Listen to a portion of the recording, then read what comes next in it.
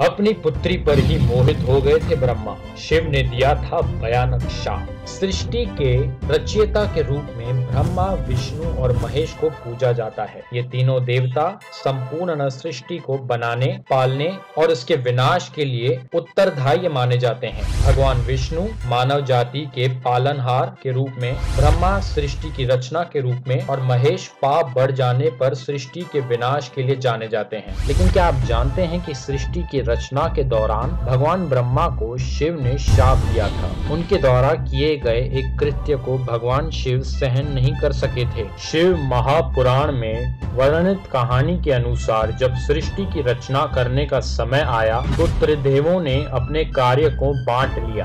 भगवान ब्रह्मा पर मानव जाति की रचना करने की जिम्मेदारी आ पड़ी।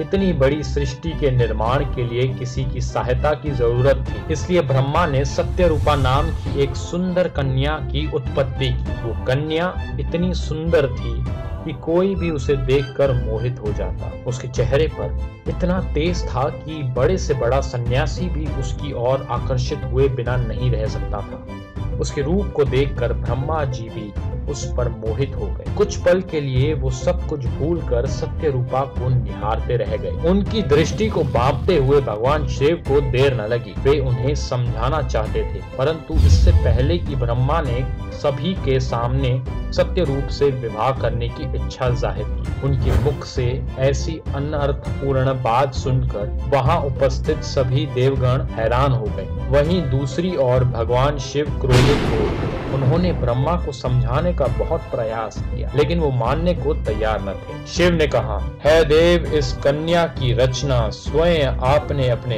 हाथों से की है, इसलिए ये कन्या आपकी पुत्री समान हुई। सत्य रूपा आपका अंश है। आपको अपनी पुत्री के लिए ऐसी अशोभनीय बात नहीं करनी चाहिए। ये बात सुनकर ब्रह्मा क्रोध से भर गए। उन्होंने भगवान शिव को अपशब्द कहने शुरू कर दिए। ये सुनकर शिव के क्रोध का ठिकाना नहीं रहा और उन्होंने ब्रह्मा को शाप दे दिया। उन्होंने कहा, आपने अपने पुत्री के विषय में ऐसी बात कहकर पिता पुत्री के रिश्ते का अपमान किया है, इसलिए आप पूजने के योग्य नहीं हैं। आज से आपकी पूजा न के बराबर होगी। दुनिया भर में आपके भक्त नाम मात्र ही रह जाएंगे।